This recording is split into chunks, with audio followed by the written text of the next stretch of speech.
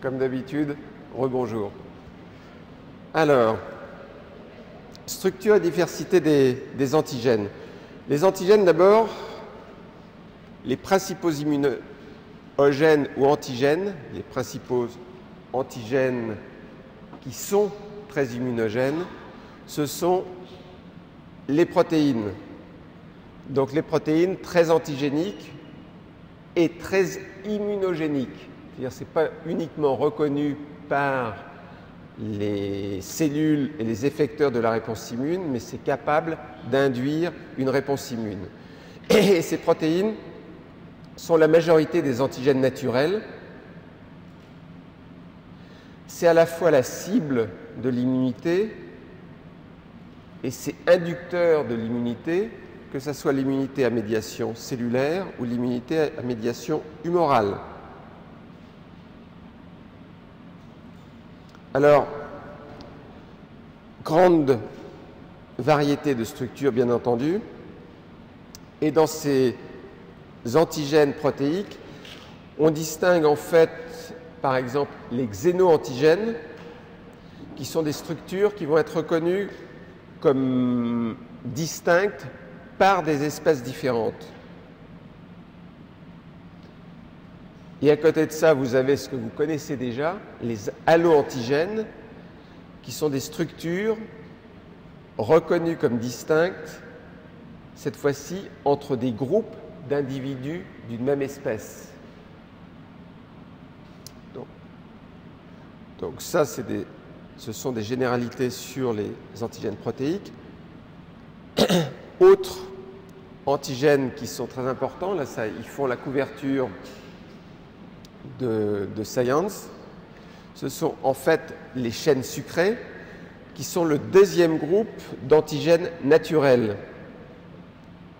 Ce sont des molécules qui sont également à la fois non seulement antigéniques mais immunogéniques, capables d'induire une réponse immune, en particulier une immunité cette fois-ci à médiation humorale, parce que beaucoup de ces antigènes sont par exemple des polyosides des bactéries qui sont à la surface de la bactérie. Donc à partir du moment où c'est à la surface, ça peut être atteint par des anticorps, ça peut être la cible d'anticorps, les anticorps étant incapables d'avoir des cibles qui sont intracellulaires. On le reverra ça. Donc polysaccharides et oligosaccharides, deuxième groupe d'antigènes naturels. Vous en avez des exemples, hein, en dehors des bactéries. Polyosides des groupes sanguins, polyosides des bactéries. Si je vais trop vite aussi, vous me le dites hein, par moment. Ici, vous avez le troisième groupe qui est extrêmement important aussi. Ce sont les lipides et les glycolipides. Vous vous souvenez tout de même que les membranes cellulaires ont une bicouche lipidique. Et quand vous regardez une membrane cellulaire, finalement, vous avez énormément de lipides et vous avez au milieu de ces lipides des protéines qui sont enchâssées. Mais les lipides, c'est tout de même des molécules importantes. Cette fois-ci, elles suscitent, elles, surtout une immunité à médiation cellulaire. Et puis, vous avez un autre groupe. Ah, j'avais une belle photo ici. Joli ça. Une belle photo de la bicouche lipidique. Vous l'avez là. Bicouche lipidique des membranes cellulaires. Autre molécule qui est importante comme antigène, ce sont les acides nucléiques. Ça, c'est assez fortement antigénique parce que vous verrez que lorsque vous avez des pathologies, des maladies auto-immunes, vous retrouvez un certain nombre d'auto-anticorps dirigés contre des acides nucléiques. Donc c'est antigénique. Ça devrait être, en théorie, faiblement immunogénique, mais ça l'est tout de même, puisque vous arrivez à trouver, chez chacun d'entre nous, quasiment, des auto-anticorps anti-acides nucléiques Chez certains, ça ne va fort heureusement provoquer aucun trouble. Chez d'autres, ça fera des maladies auto-immunes.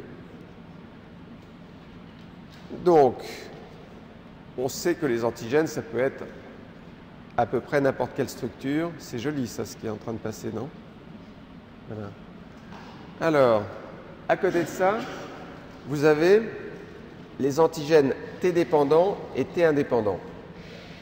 Alors, les antigènes T dépendants, ça veut dire qu'ils doivent être reconnus à la fois par les lymphocytes T dépendants, et par les lymphocytes B pour induire une réponse humorale. Et la plupart des protéines appartiennent tout de même à ce groupe des antigènes T dépendants. Donc comment on va illustrer ça? Pour que vous ayez notamment la production d'anticorps, ce qu'on a déjà vu, il faut que votre antigène, en fait, et ça vous voyez, quelque chose d'important, vous allez le revoir, on va aller jusqu'au bout. Vous voyez, votre antigène, il est attrapé par une cellule présentatrice d'antigène qui représente, ça on va beaucoup en parler, qui présente à la surface de la cellule, ici, simplement une petite partie de l'antigène. Cet antigène, il est apprêté, on ne va pas dire digéré, hein. Le bon terme en anglais c'est processé, mais process ce n'est pas un terme français, le terme français c'est apprêté. Donc l'antigène, il est capturé par une cellule présentatrice d'antigène, il est apprêté, il y a une petite partie de l'antigène qui est présentée à des lymphocytes T. Le lymphocyte T, à ce moment-là, va pouvoir apporter son aide, c'est un T auxiliaire, T helper. Donc il est là pour apporter son aide à un lymphocyte B.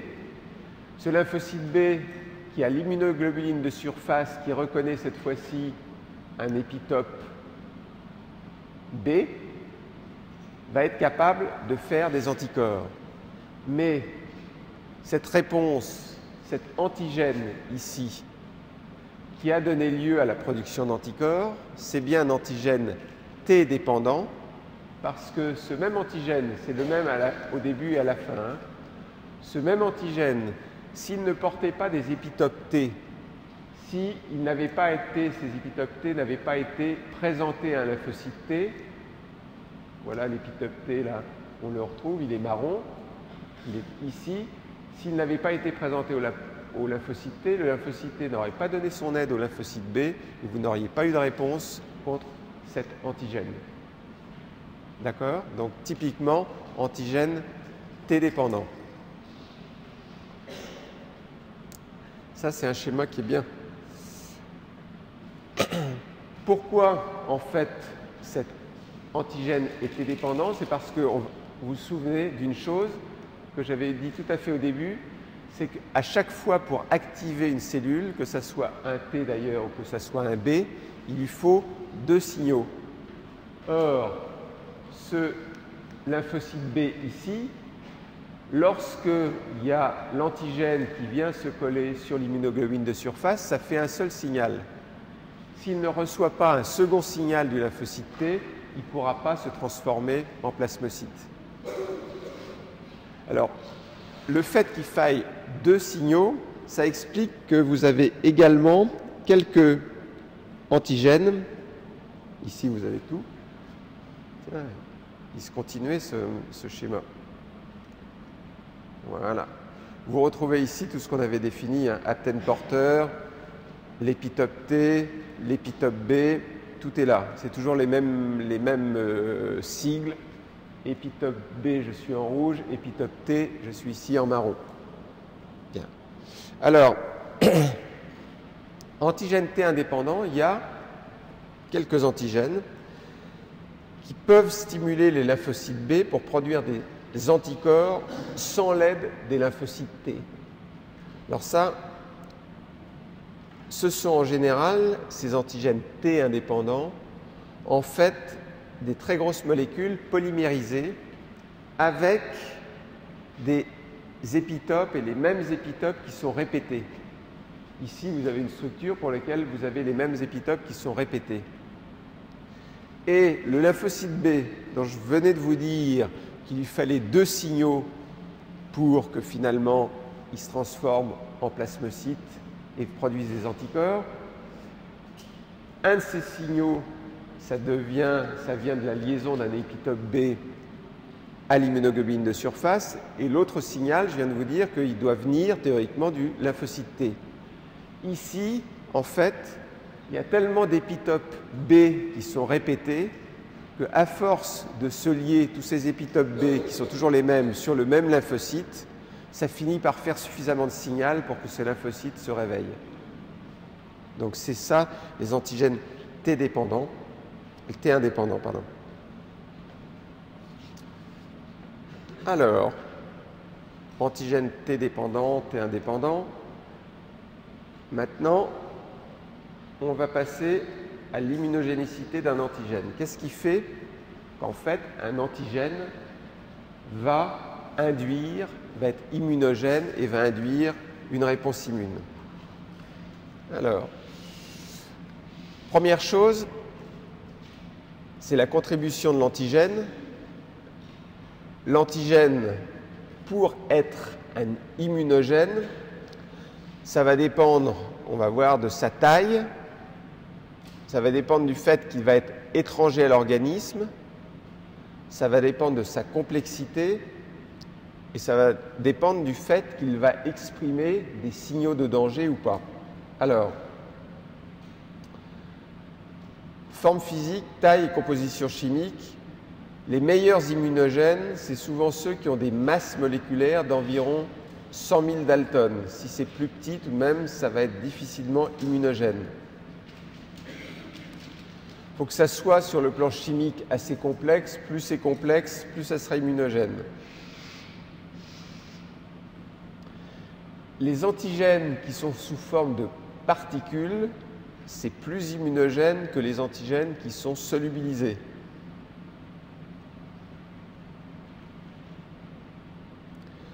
Si la molécule n'est pas une molécule du soi, bien entendu, ça sera plus immunogène. Cela dit, il y a des molécules du soi qui, encore une fois, sont immunogènes. Alors, le fait que l'antigène, vous avez bien vu tout à l'heure, je vous ai parlé de processing, je vous ai parlé en français d'apprêtement. Vous avez bien vu qu'il faut que cet antigène soit en quelque sorte apprêté, digéré par les cellules présentatrices d'antigènes. On a besoin que ces cellules présentatrices d'antigènes présentent à leur surface un petit peptide, un épitope T. Ils vont présenter ça au lymphocyte T, mais il faut donc que cet apprêtage, ce processing, se fasse correctement dans la cellule présentatrice d'antigènes. Or, il y a des antigènes qui sont plus ou moins faciles à digérer, à apprêter. Plus un antigène sera facile à être processé, à être apprêté dans la cellule présentatrice d'antigènes, plus il sera immunogène. Autre chose dont on reparlera beaucoup, c'est effectivement la présence de signaux de danger qui va permettre de distinguer le non-soi pathogène du non-soi non pathogène.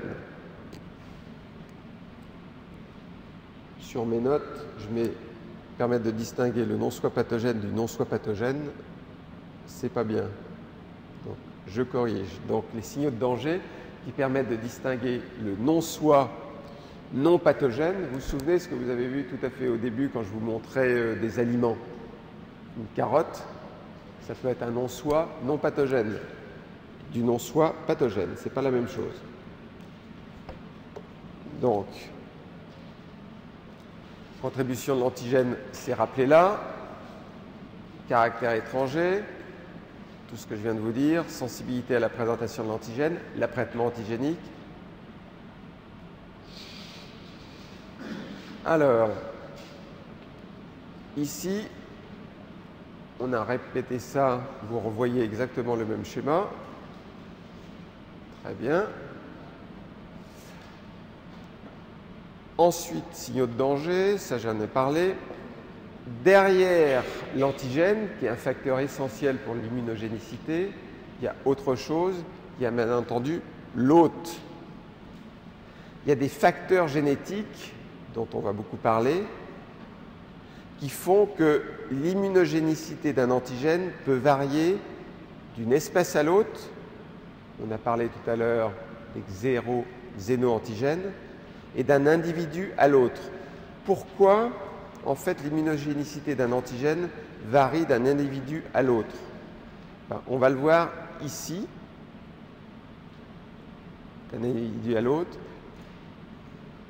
parce que vous avez des gènes qui vous codent pour les récepteurs de l'antigène et vous avez des gènes qui vous codent pour, en fait, ces molécules présentatrices d'une partie de l'antigène.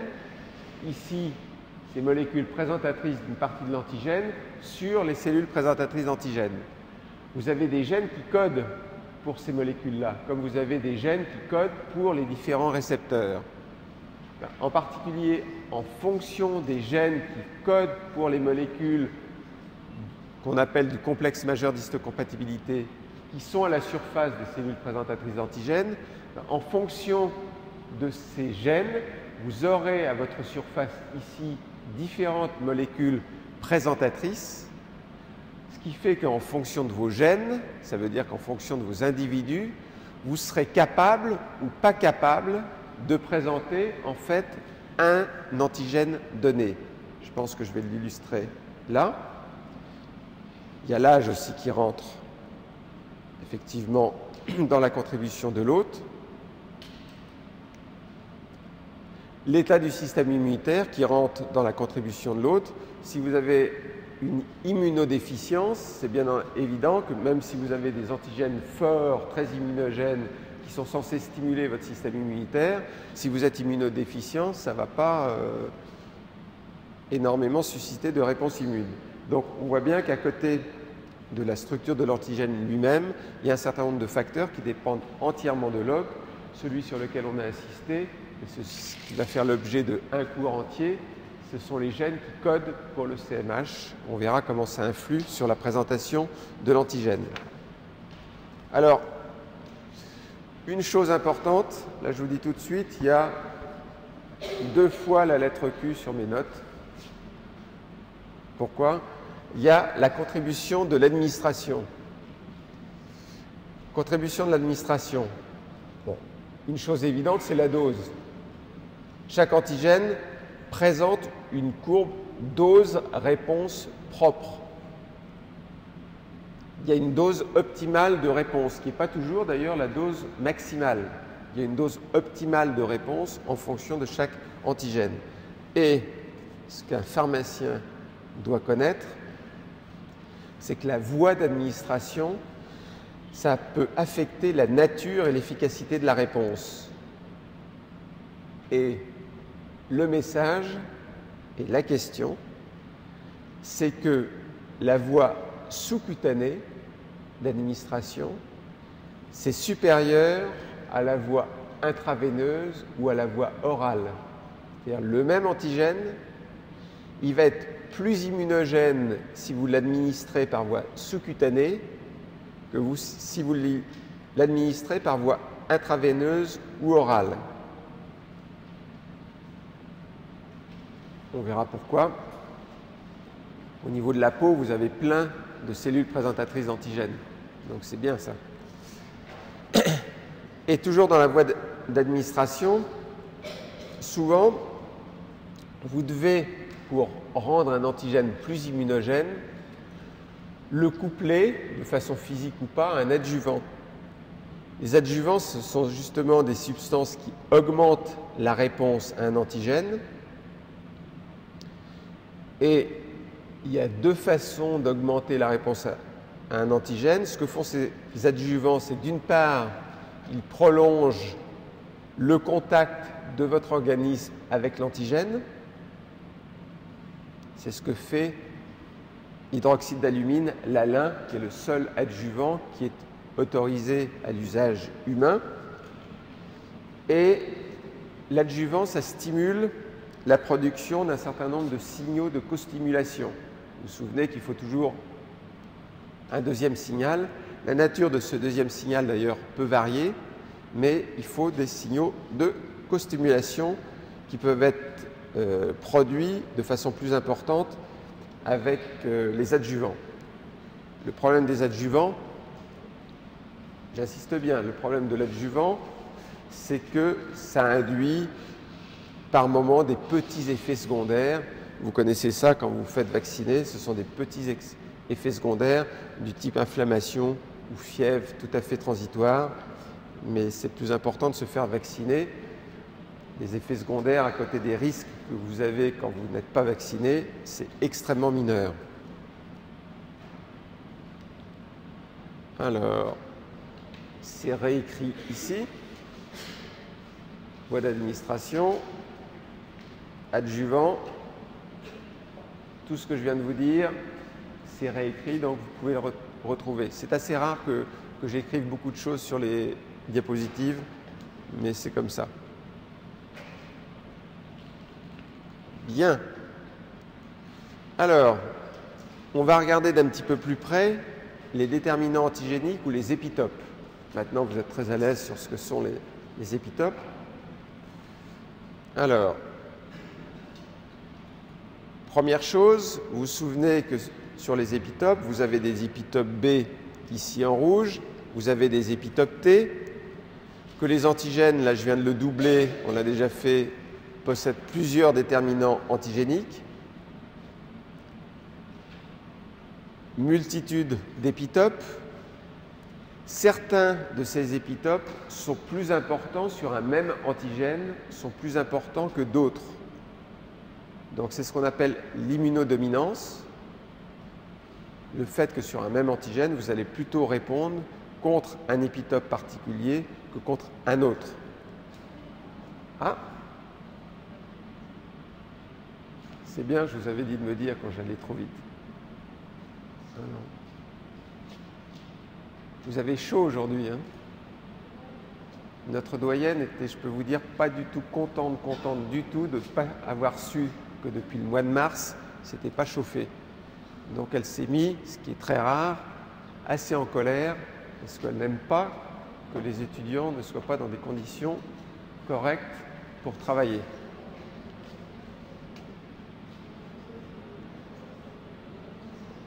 Alors, épitope T.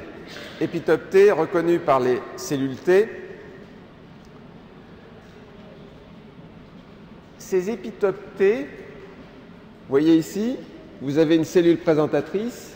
Elle a déjà fait une chose, puisque vous en êtes, on va revenir. Les épitopes T qui sont là, ça veut dire que l'antigène a déjà été processé, ici, et ces épitopes T, ils sont bien entendu reconnus par la cellule T. Et ce que l'on verra, je répète souvent les messages, mais elle fait le lymphocyte T, tout de suite, ce que je vous dis, c'est que le lymphocyte T, il ne reconnaît pas uniquement l'épitope T, ce qui est très important, et on va revenir là-dessus.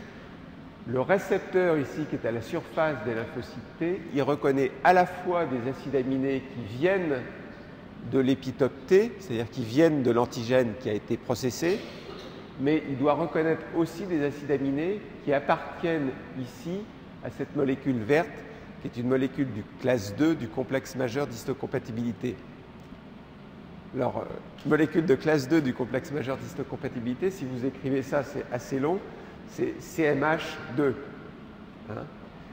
Donc, le premier message, c'est que en fait, cet épitope T, il rentre donc dans un complexe qui est trimoléculaire avec d'une part ici la molécule de classe 2 du CMH et d'autre part ici le récepteur T qui est sur le lymphocyte T. Complexe trimoléculaire, vous le voyez souligné ici. Voilà l'épitope. Si vous avez l'épitope T ici, vous aurez donc le paratope en face. Ça, vous l'avez déjà vu. La molécule de classe 2, ce n'est pas un 2 comme un chiffre arabe. Hein. On le met toujours le 2 de cette façon-là. La molécule de classe 2, le récepteur à l'antigène des cellules T, c'est ce qu'on appelle aussi le TCR. Voilà, donc complexe trimoléculaire.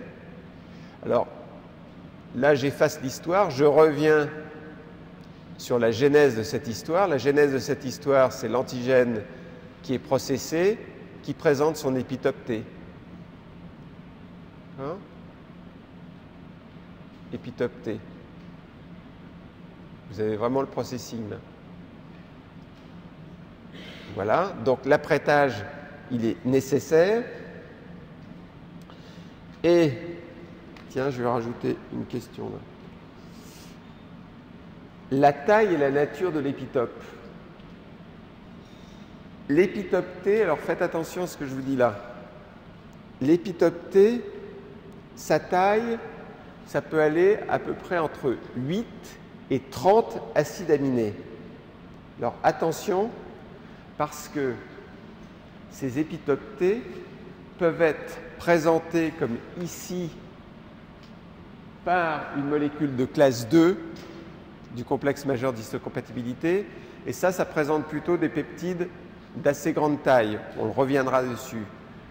Sur ce schéma-là, vous n'avez pas encore, et vous ne les connaissez pas encore, d'autres molécules qui peuvent présenter des épitopes T, qui sont des molécules de classe 1 cette fois-ci. Il n'y aura pas un 2 comme ici, il y aura un 1. Il y a à la surface de toutes nos cellules nucléées des molécules de classe 1 qui présentent des peptides qui doivent être apprêtés également, qui sont un petit peu plus petits. Mais si on mélange les peptides, les épitopes T présentés soit par les molécules de classe 1, soit par les molécules de classe 2, on est entre 8 et 30 acides aminés. Vous verrez que, et je vais le redire tout de suite, c'est 10 à 30 pour les molécules de classe 2, donc c'est des peptides assez longs, vous verrez pourquoi, alors qu'on est plutôt du côté de 8 à 11 pour les molécules de classe 1. Donc entre 8 à 11 et 10 à 30, on va bien entre 8 à 30. Donc là, vous êtes sur les épitopes T.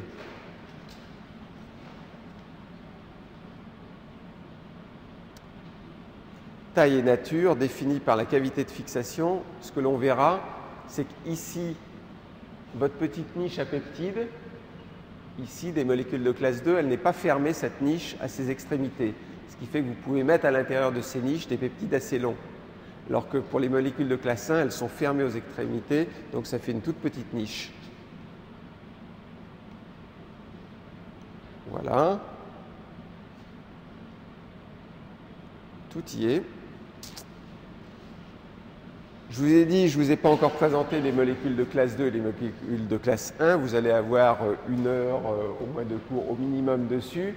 Les classes 2, celles que vous connaissez déjà, que vous aviez sur la diapositive précédente, elles sont là, avec le sillon dans lequel vient votre peptide qui a été apprêté. La molécule de classe 1, elle est ici. Vous allez les revoir, ces schémas.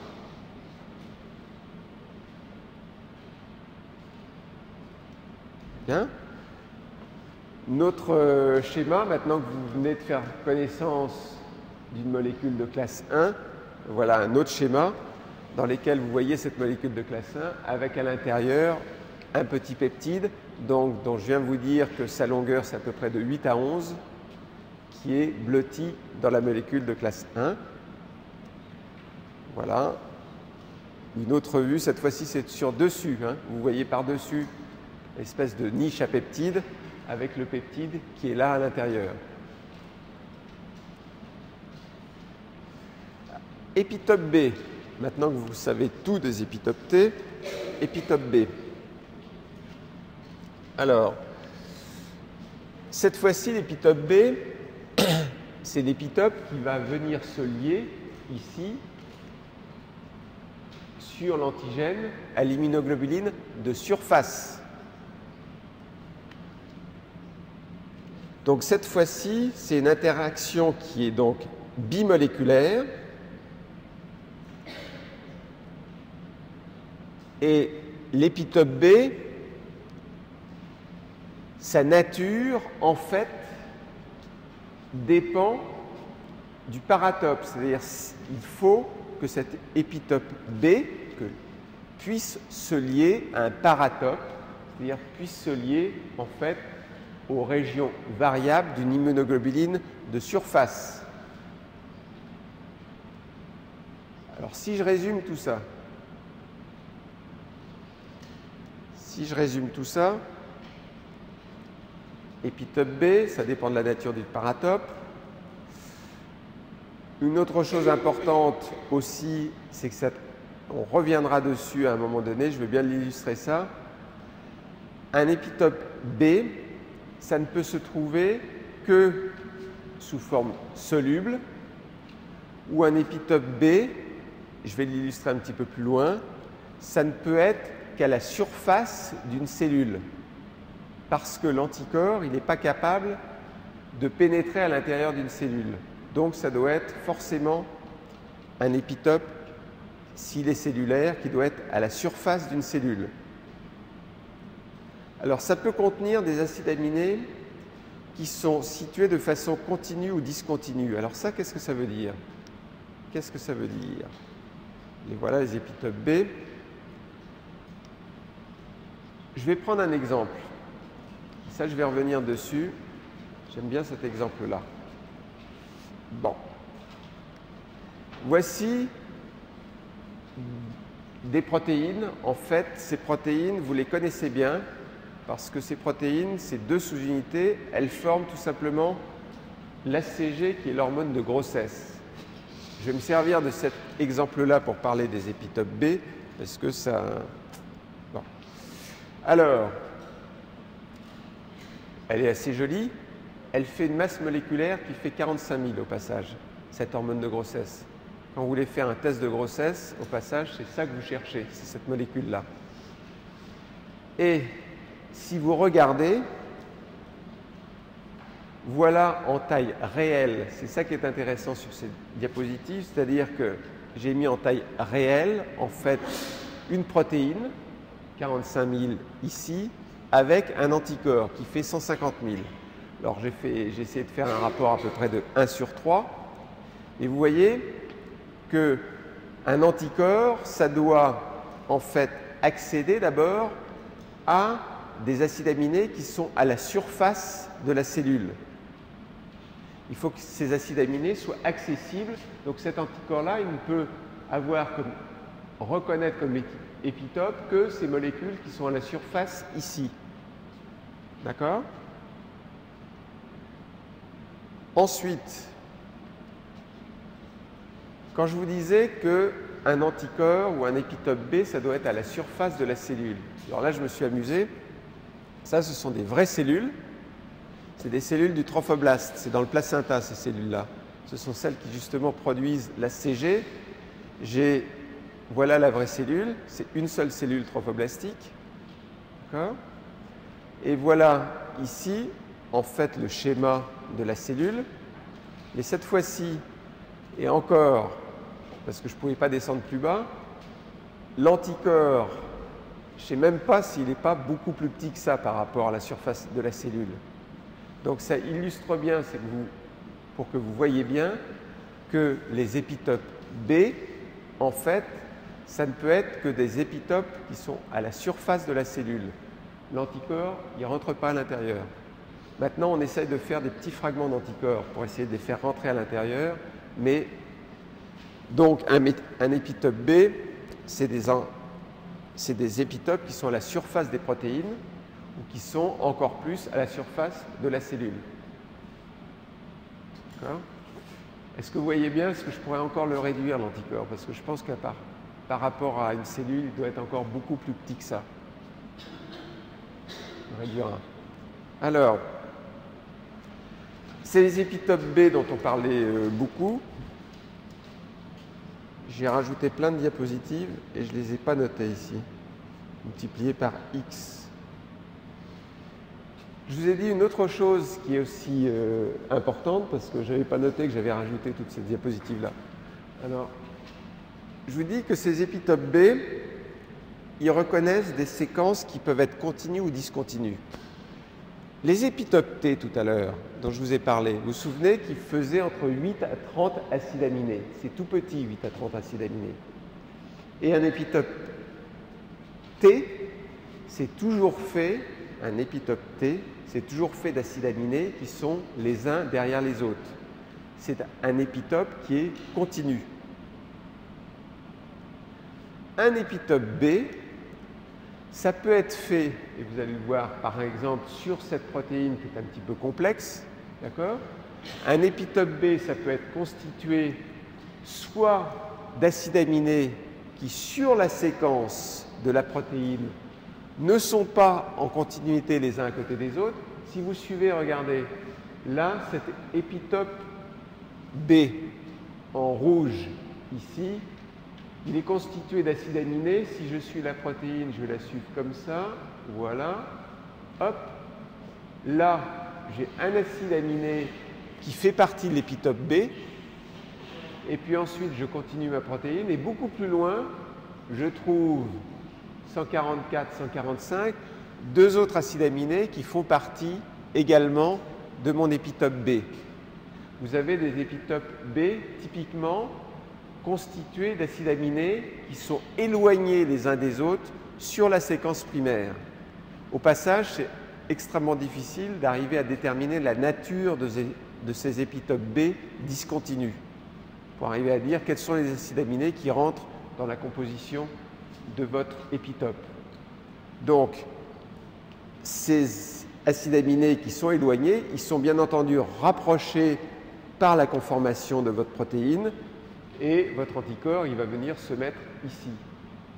À côté de ça, vous avez des épitopes B qui sont non pas discontinus, mais qui sont continus.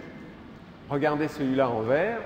Celui-là en vert, vous avez 19, 20 ou 19, 20, 21, 22, peu importe. Ils sont bien les uns à la suite des autres sur la séquence de votre protéine.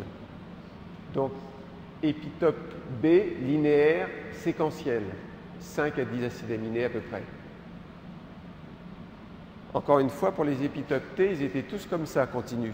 Vous n'avez pas d'épitope T discontinu, tout simplement parce que votre protéine, elle a d'abord été découpée.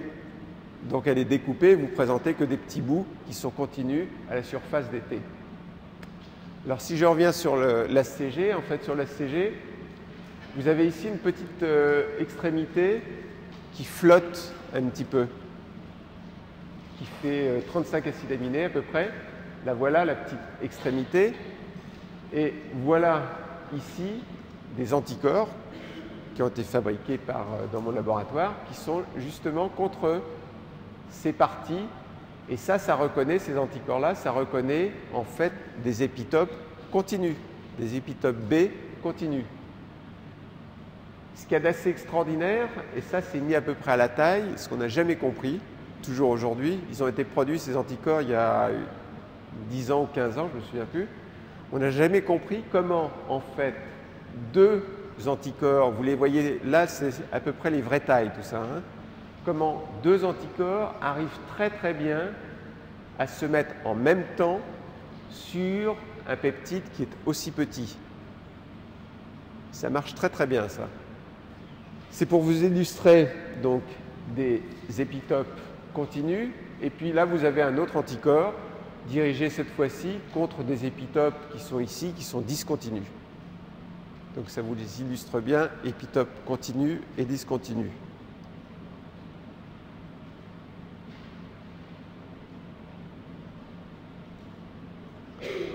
Bien.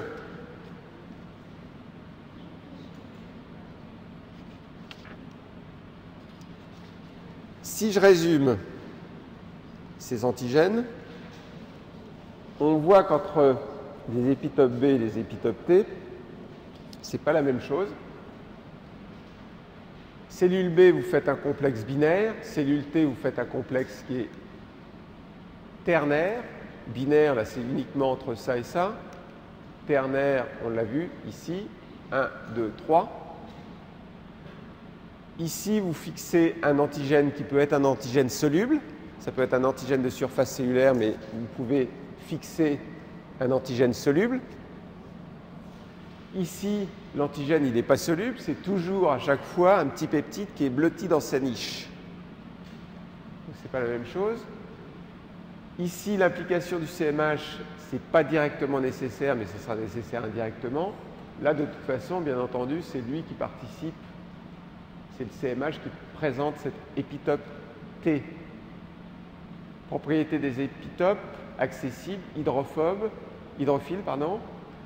Ici, un épitope T, ça peut être un épitope qui était complètement blotti à l'intérieur de la protéine. Mais comme la protéine, elle est processée par les cellules présentatrices d'antigènes, ça dévoile un certain nombre de séquences qui étaient blotties en interne. Ici, on a vu que la séquence, elle devait être accessible. Donc, pas du tout la même chose. Ici, c'est constitué d'acides aminés qui sont consécutifs, continus ou non, discontinus. Ici, c'est toujours des peptides linéaires.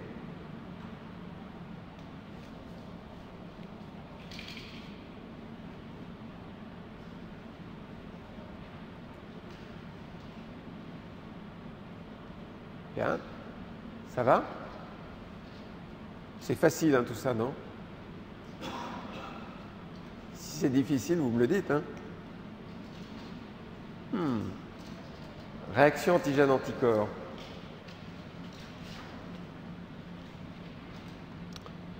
Alors, réaction antigène-anticorps,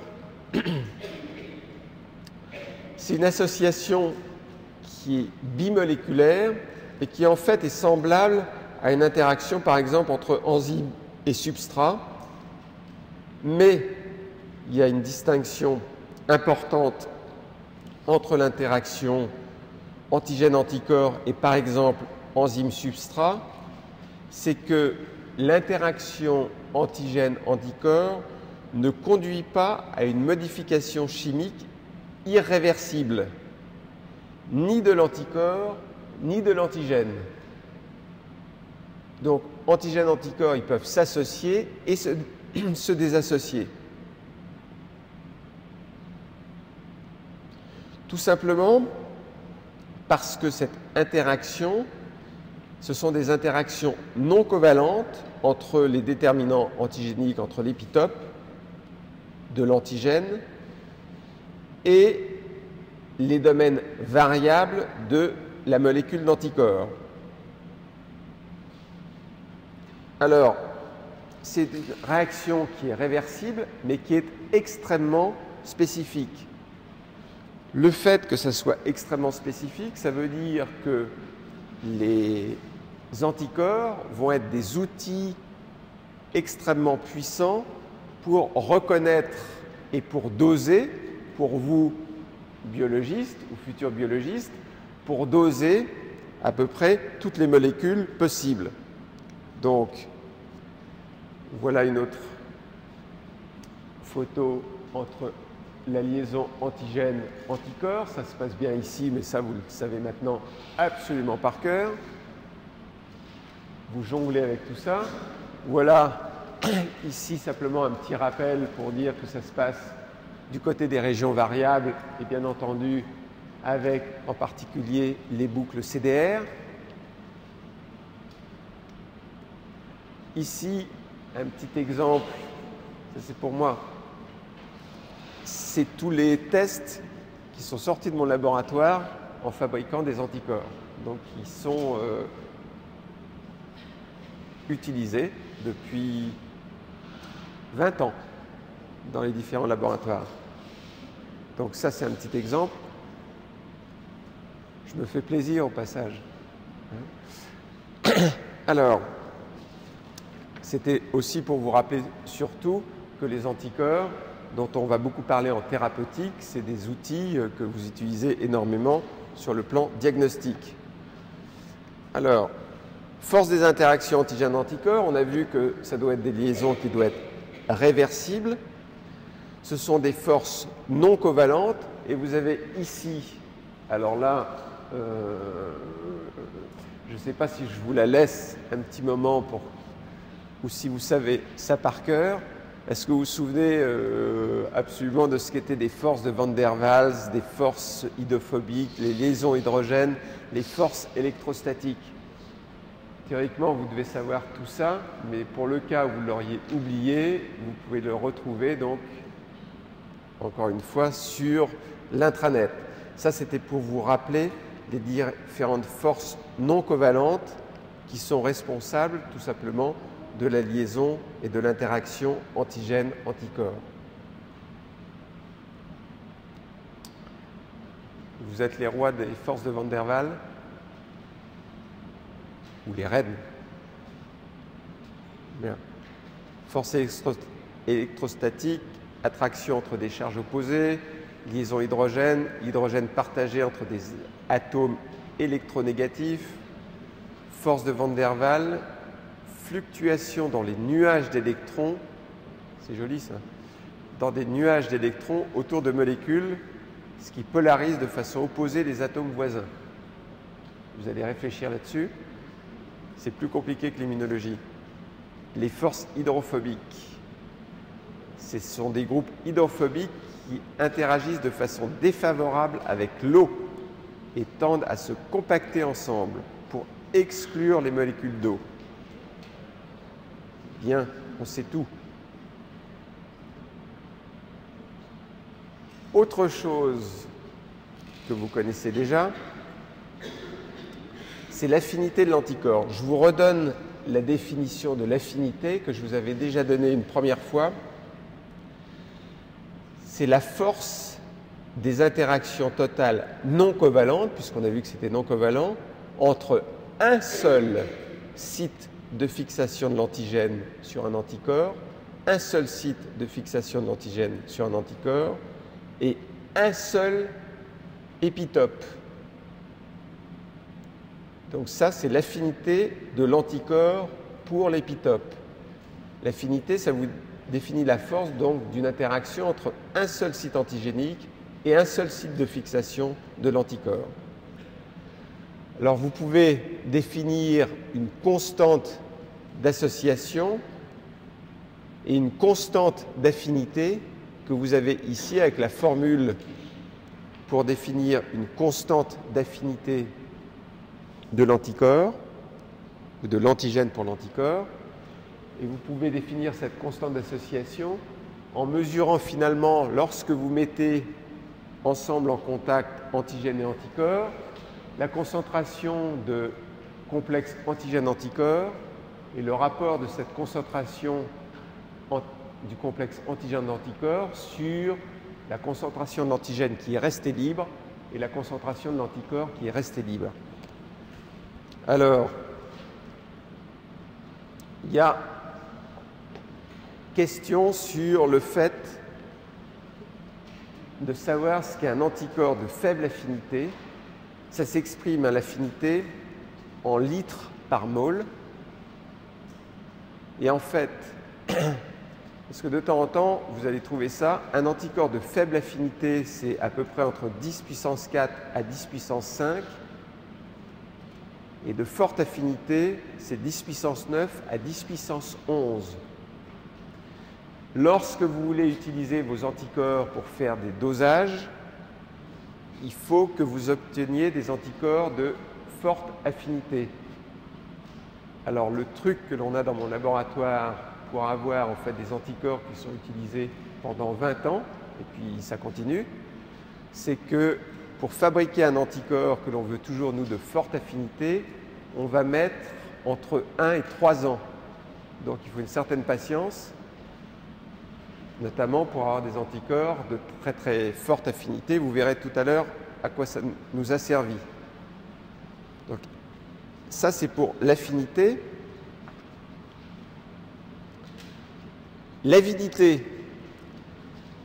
L'avidité de l'anticorps, c'est la force, cette fois-ci, d'interactions multiples entre un anticorps multivalent et un antigène.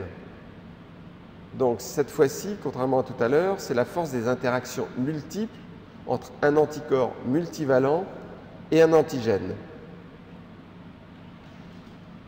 Alors vous vous souvenez, on avait déjà parlé de ça parce qu'on disait par exemple que les IgM, ça avait une faible affinité, chaque bras de l'IgM a une faible affinité pour l'antigène, mais l'IgM elle-même a une forte avidité.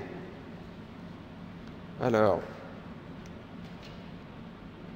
ici un petit tableau sur les forces qui sont mises en jeu, affinité et avidité. Vous voyez ici, vous avez un fragment FAB ici. La valence, il y a un seul site de liaison à l'antigène, 1. Valence de l'antigène, il y en a un seul qui puisse se mettre. Ici, vous voyez une constante à l'équilibre qui est relativement faible. Là, on parle bien d'affinité, un seul. Ici, vous avez une IgG qui n'a lié en fait qu'à un antigène. Ici, valence 1, valence de l'antigène 1, constante à l'équilibre 1, on parle toujours d'affinité. Là, vous avez une IgG qui a lié le même antigène forcément, qui est à la surface par exemple d'une cellule. La valence de l'anticorps, c'est 2. La valence de l'antigène, il peut vous présenter, cet antigène, il en présente ici 4. Donc ça peut être la valence de l'antigène, il peut y avoir sur le même antigène, il peut y avoir 4, 10, 1000 sites antigéniques. Donc c'est N. La constante à l'équilibre, là déjà, c'est à peu près 10 puissance 7. Ce qui veut dire que le fait que vous ayez attrapé ici votre antigène avec simplement un site anticorps ou 2, vous avez déjà multiplié par 1000 en fait la force de liaison de l'anticorps pour l'antigène. Et là, on parle d'avidité puisque c'est un anticorps qui est multivalent. Il est attrapé par ses 2 bras. IgM. La valence de l'anticorps, on peut aller jusqu'à 10, bien entendu. La valence de l'antigène, il peut en présenter 1000 antigènes sur l'antigène, d'accord, 1000 sites antigéniques. La constante à l'équilibre, ici, on est passé à 10 puissance 11. C'est-à-dire par rapport à tout à l'heure, cette fois-ci, on a multiplié par 10 millions de fois. 10 millions de fois. Et on parle bien entendu d'avidité.